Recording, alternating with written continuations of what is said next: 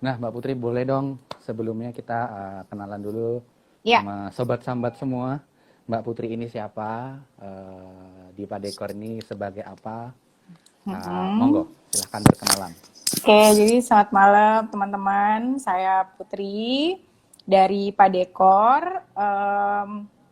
Kenalan dulu Padekornya kali ya. Padekor ini adalah vendor jasa dekorasi. Kebanyakan sih project kita ngerjain wedding, dekorasi wedding. Hmm, Tapi pada dasarnya any kind of decoration itu kita bisa membantu untuk melakukan. Lalu kemudian kalau saya sendiri di Padekor, Padekor itu sebenarnya ada bertiga. Selain saya ada dua orang lagi, mhm, yaitu Mbak Dita dan Mbak Elda. mhm. Terus kemudian tapi memang yang running daily activity dan juga setiap project itu kebanyakan saya. Jadi aku sih megang megang desain sama Hmm, produksi juga, dibantu dengan Mas Ardian sebagai asisten mhm. produksi.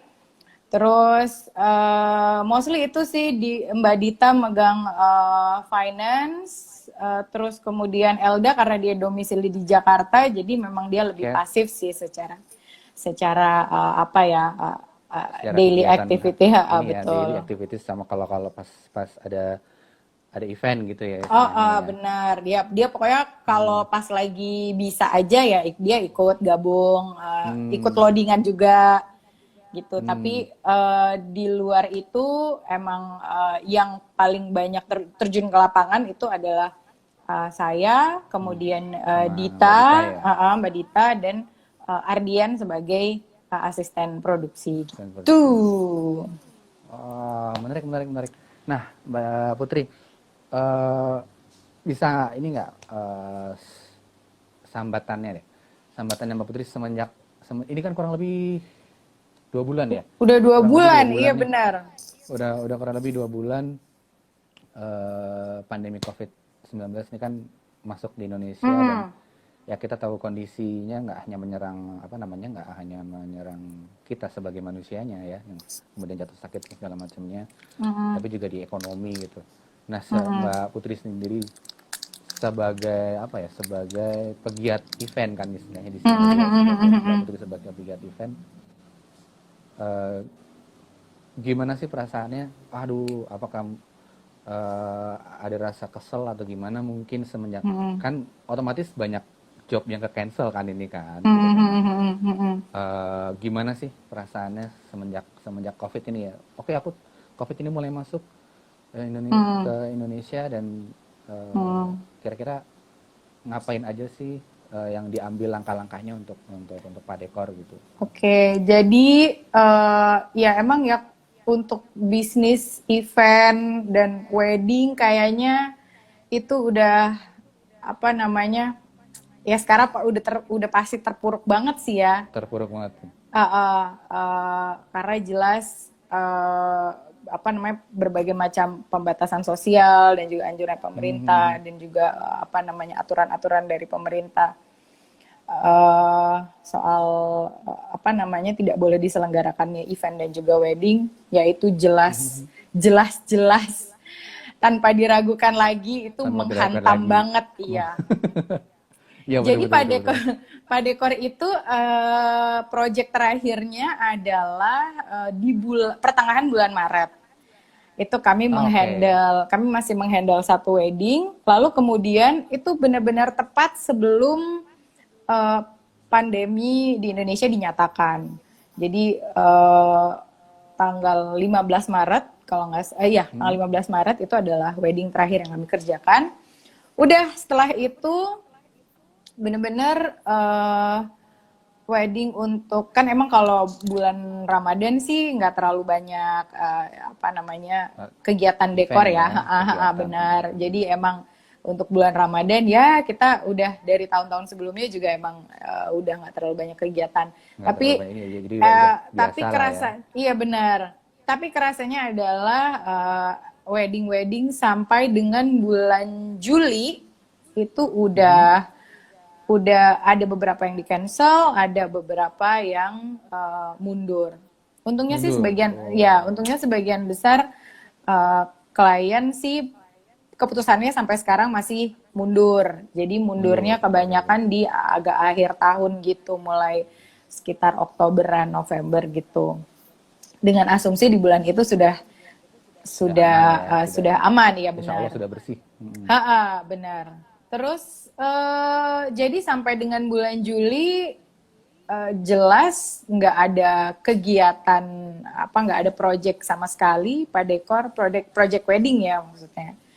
Dan yang sebenarnya yang apa ya, kalau sedih, shock dan stres itu kayak udah dilewatin lah ya. Semua Alhamdulillahnya ngalamin kali itu sih. semua ngalamin. Alhamdulillahnya sih kita masih dalam keadaan waras-waras aja sekarang. Jadi masih punya rencana, masih bisa berencana untuk mau ngapain nih ke depannya gitu. Nah, yang sekarang kami lakukan sih emang sekarang lagi banyak maksudnya kegiatan secara online itu juga banyak kami bukan dihentikan sih, cuman emang lagi diredakan sebentar gitu. Cuman ya akhirnya mau nggak mau kita harus muter otak untuk oke, ini Pak Dekor mau ngapain nih, tujuannya apa, terus kemudian kalau memang let's say worst case-nya adalah sampai dengan akhir tahun kita nggak bisa nggarap project wedding sama sekali, apakah kita pertanyaannya adalah apakah kita masih akan eksis sebagai vendor dekorasi atau kita bisa melakukan aktivitas lain untuk membuat platform Pak Dekor ini sendiri tetap eksis gitu, tetap ada gitu sebagai sebuah wadah buat banyak orang untuk bisa berkreativitas. Nah akhirnya setelah kita ngobrol-ngobrol, rembuk-rembuk, kami bertiga ya kami memang memutuskan untuk oke, sekarang fokusnya Pak Dekor ini mungkin enggak ke jualan dekorasi untuk sementara dalam masa-masa seperti sekarang, karena kita masih ada dalam pandemi. Yes. Rasanya kok kurang manusiawi gitu kalau kita masih promo untuk masih jualan. Bikin jualan ya. Jadi makanya itu kami emang sengaja kami nggak lakukan gitu. Udahlah, maksudnya untuk beberapa bulan ini, let's say kita mengikhlaskan project-project tersebut, terus kita fokus ke ranah yang lain aja. Jadi sekarang ini sih emang fokusnya pengen ke sharing dan edukasi, karena Pak Dekor juga sebenarnya selain adalah vendor jasa dekorasi, kami juga lumayan banyak kegiatan-kegiatan lain, salah satunya adalah workshop atau juga kadang kita membuka forum-forum diskusi atau sharing untuk berbagai hal yang berkaitan dengan seni dekorasi dan juga seni floristi gitu. Jadi emang kalau sekarang kegiatannya apa ya memang masih seputar masih chill-chill aja sih sebenarnya. Tapi emang masih bingung mau ngapain ya? Sebenarnya bukan bingung mau ngapain, tapi emang oke, ini kita kalem dulu aja deh. Tapi setelah Lebaran itu kita pengennya udah mulai. Juga ya. Setelah Lebaran kita pengennya mulai berkegiatan lagi. Tapi mungkin kegiatannya bukan jualan dekorasi, tapi kegiatannya lebih ke arah sharing dan edukasi. Entah itu nanti bentuknya seperti workshop atau juga bisa juga live Instagram untuk ngajakin teman-teman untuk sharing soal dekorasi atau perbunga-bungaan gitu. Karena lumayan banyak juga nih selama Pak Dekor berkegiatan, lumayan banyak juga teman-teman yang yang juga tertarik gitu. Misalnya baru mulai bisnis dekorasinya atau tertarik ini masang kembang di panel tuh gimana sih, atau terus Oke. kayak gitu-gitu. Oh, Terus karena kami setahu juga, aku juga ini ya, Pak Dekor spesialisasinya adalah menggunakan bunga asli, tidak iya benar menggunakan banget. Tidak, bunga-bungaan. bukan, tidak menggunakan Bunga-bungaan. bunga artifisial memang. Jadi Yes. Ya artificial itu maksudnya. betul. Jadi emang kami sedang berusaha untuk menuju ke Padekor yang semua kegiatannya, semua lini kegiatannya se-sustainable mungkin. Jadi ya emang dari awal kita komit untuk tidak menggunakan bunga artificial, tapi semuanya menggunakan sebisa mungkin menggunakan bunga-bunga asli. Entah Nah, itu ini bunga menarik nih. fresh atau juga bunga Eh, kering. Gitu. Kenapa kemudian Pak Dekor menjadi salah satu jasa apa dekorasi baik itu wedding ataupun di event-event lain? Kenapa bunganya mesti bunga asli nih, bunga beneran? Kenapa nggak yang artificial? Sebenarnya sih kalau dihitung-hitung perhitungan bisnis, emang Oke, bunga artificial sebenarnya hitung-hitungannya jatuhnya akan bisa lebih murah ya, karena maksudnya lebih dia kan murah long gitu ya. last ya.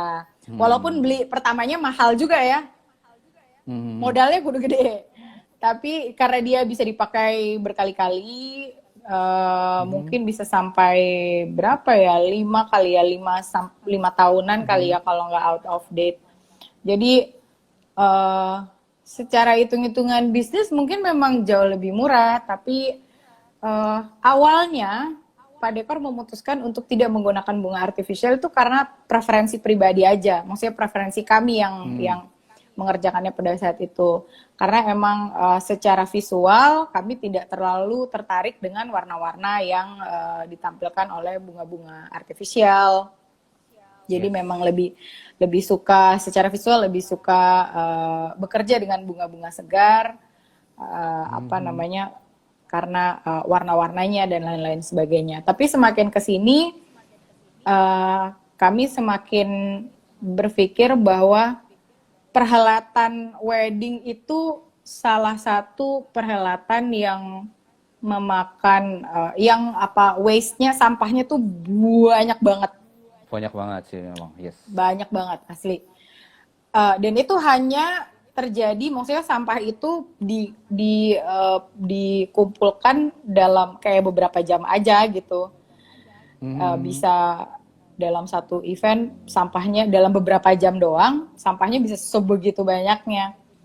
Nah, ya ini kita jadi mikir aja sih, maksudnya ini mau sampai kapan kayak gini. Terus kemudian Hmm. bunga-bunga artifisial, oke, mungkin bisa dipakai sampai 5 tahunan gitu, tapi and then setelah 5 tahun akan dikemanakan kayak gitu-gitu. Iya, Apakah bingung. Pasti apakah pasti akan kita buang aja atau gimana karena plastik ya mereka yang benar. benar. Terus kita pun juga nggak punya kapasitas untuk mengolah sampah itu dengan benar gitu. Yes.